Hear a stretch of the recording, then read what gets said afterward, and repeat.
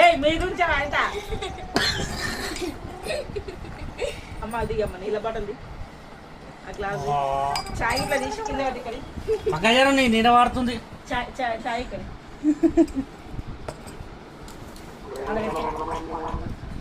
పైన పెట్టు సలహా అవుతుంది చాయ్ సలహా అవుతుంది తాగు ఫస్ట్